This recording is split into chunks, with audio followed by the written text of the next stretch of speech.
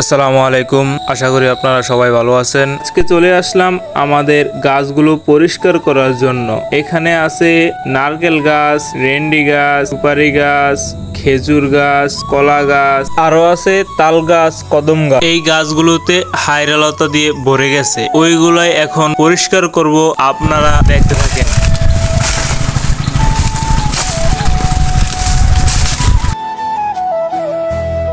এই লতাগুলা হচ্ছে আমাদের এখানে বলা হয় হাইরালতা হিসেবে পরিচিত বেশি পাইছে। আপনারা আপনাদের অঞ্চলে কি লতা হিসেবে পরিচয় পেয়েছে আপনারা কমেন্টে বলে দিবেন ইনশাআল্লাহ। এই লতাগুলো মাঝে মাঝে কেটে পরিষ্কার করতে হয়, কারণ এগুলা কয়েকদিন পর পরই গাছে বেয়ে উঠে। এই লতাতে ছিল কিছু লায়া এবং পোকামাকড়, তার কারণে আমার একটু বেশি কষ্ট হয়েছিল।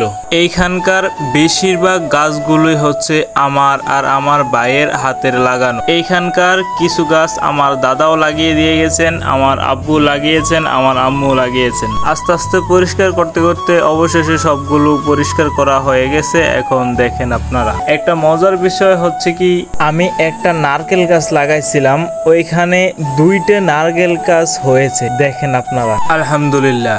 আমি এই দুটোটা নারকেল গাছ আলাদা আলাদা করে রুব। আপনাদের সাথে দেখা হবে নেক্সট ভিডিওতে। আসসালামু আলাইকুম ওয়া রাহমাতুল্লাহি ওয়া বারাকাতুহু। আপনারা সবাই ভালো থাকবেন।